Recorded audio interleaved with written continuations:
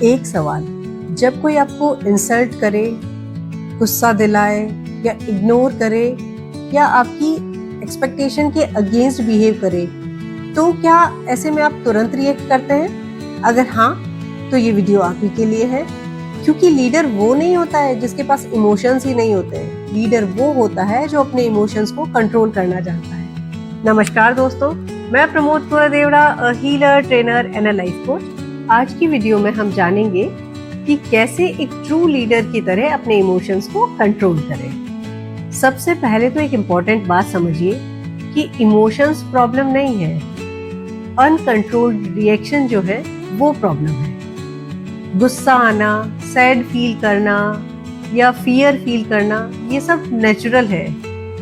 Even jealousy और disappointment भी human emotion है। लेकिन प्रॉब्लम तब होती है जब हमारे इमोशंस हमें कंट्रोल करने लगे। अब एक एग्जांपल से समझते हैं। सपोज करो आपके बॉस ने आपको क्रिटिसाइज किया, आपको गुस्सा आ रहा है, लेकिन आपके पास दो चॉइसेस है। फर्स्ट चॉइस है कि आप तुरंत रिएक्ट करें और सेकंड चॉइस है कि आप सिचुएशन को ऑब्जर्व करें और उसके बाद मैच्योरली उस चीज का रेस्पॉन्स दें। तो बस इतना सा डिफरेंस है दोनों सिचुएशन में कि तुरंत जो रिएक्ट करते हैं, रिएक्शन हमेशा ऑटोमेटिक होता है और रेस्पॉन्स जो होता है वो सोचा समझा और मैच्योर डिसीजन होता है। यही चीज सिर्फ डिफरेंशिएट करती है कि आप इमोशनल पर्सन है या एक इमोशनल लीडर है। अगर आप अपने इमोशंस को कंट्रोल करना जानते हैं, इसका मतलब कि आप इमोशनल लीडर हैं। अब मैं आपको इमोशंस को कंट्रोल करने की टेक्निक्स बताऊंगी। तो फर्स्ट टेक्निक है द पावर ऑफ पॉज।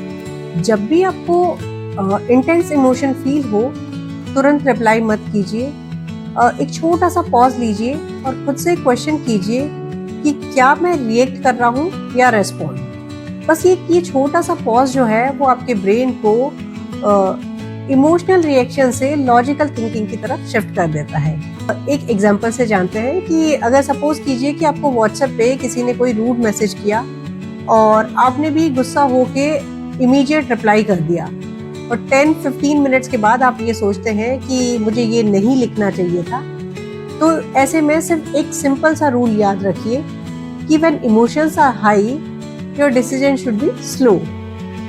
जितना बड़ा इमोशन होगा, जितना इंटेंस इमोशन होगा, उतना बड़ा पॉज लीजिए। बिकॉज आप इमीडिएट रिप्लाई नहीं करेंगे, आप एक छोटा सा पॉज लेंगे और उसके बाद रेस्पॉन्ड करेंगे तो आपकी पूरी लाइफ चेंज हो जाएगी। सेकेंड टेक्निक है नेम योर इमोशंस। तो अगली बार जब भी आपको इमोशनल डिस्टर्बेंस फील हो, तो सिंपली ये मत कहिए कि मेरा मूड खराब है, बल्कि उसको आइडेंटिफाई करने की कोशिश कीजिए, उसे नाम देने की कोशिश कीजिए कि आपको एक्चुअली फील क्या हो रहा है। क्या आपको गुस्सा आ रहा है? क्या आपको रिजेक्टेड फील हो रहा है? आपको डर लग रहा है या इनसिक्योर फील हो रहा है? आपको एक्चुअली फील क्या हो रहा है? अगर ये पता लगाने की कोशिश करेंगे तो इसमें आप देखेंगे कि आप अपने उस इमोशन से एक थोड़ा सा डिस्टेंस क्रिएट कर लेते हैं। ये कहना बंद कीजिए आज से कि मैं गुस्सा हूँ। इसकी जगह पे ये कहिए कि मुझे गुस्सा आ रहा है। जो फर्स्ट सेंटेंस है मैं गुस्सा हूँ, उसमें जो गुस्सा है या जो ये इमोशन है, ये आपकी आइडेंटिटी है। लेकिन सेकंड सेंटेंस जो है मुझे गुस्सा आ रहा है या मुझे गुस्सा फील हो रहा है, ऐसे में क्या होगा? ऐसे में ये है कि ये जो इमोशंस है आपका, वो एक एक्सपीरियंस है और एक्सपीरियंस को चेंज किया जा सकता है। तो remember, you are not emotion, you have emotions. Technique 3 है चेंज योर इनर डायलॉग। बहुत बार सिचुएशन हमें डिस्टर्ब नहीं करती है, सिचुएशन की जो हमारी इंटरप्रिटेशन होती है वो हमें डिस्टर्ब करती है।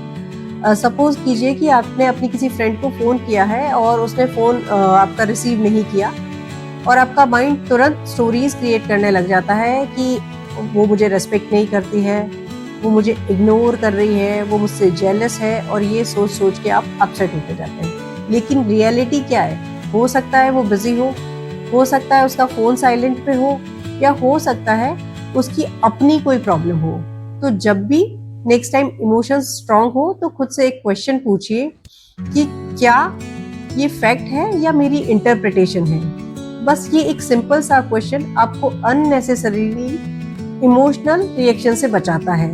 लीडर्स वो नहीं होते जो सिचुएशन को फील करते हैं, लीडर वो होता है जो सिचुएशन को ऑब्जेक्टिवली देखता है। टेक्निक 4 है focus on your circle of control. दूसरों के बिहेवियर को या उनके ओपिनियन को या पास्ट को आप कंट्रोल नहीं कर सकते और ना ही हर सिचुएशन के आउटकम को आप कंट्रोल कर सकते हैं। लेकिन आप क्या कंट्रोल कर सकते हैं? आप अपने रेस्पॉन्स को, अपने नेक्स्ट एक्शन को, अपने एफर्ट को, अपने एटीट्यूड को और अपने रिएक्शंस को कंट्रोल कर सकते हैं। इमेजिन कीजिए कि किसी व्यक्ति ने आपके बारे में कोई नेगेटिव कमेंट किया है।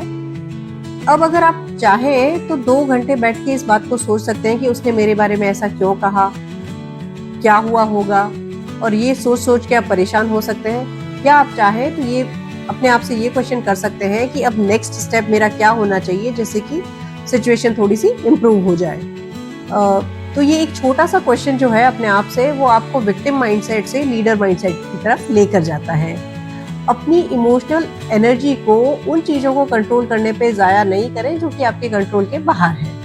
लीडरशिप का रियल टेस्ट जो है वो ऑफिस में स्पीच देना नहीं है। लीडरशिप का रियल टेस्ट है कि जब कोई आपको ट्रिगर करे तब आप कैसे बिहेव करते हैं। अगर प्रेशर की कंडीशन में भी आप काम फील करते हैं, इसका ये मतलब है कि आप में ट्रू लीडरशिप क्वालिटीज डेवलप हो रही है। अब एक ये इम्पोर्टेंट बात समझना ज़रूरी है कि हमें इमोशंस को कंट्रोल करना है, ना कि सप्रेस।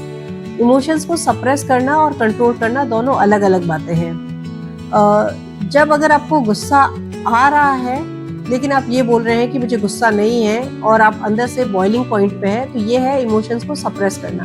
जब हेल्दी इमोशनल कंट्रोल का मीनिंग ये है कि यस मुझे गुस्सा आ रहा है, मैं इसे एक्नॉलेज करता हूँ और लेकिन अब मैं ये डिसाइड करूँगा कि मुझे नेक्स्ट स्टेप क्या लेना है।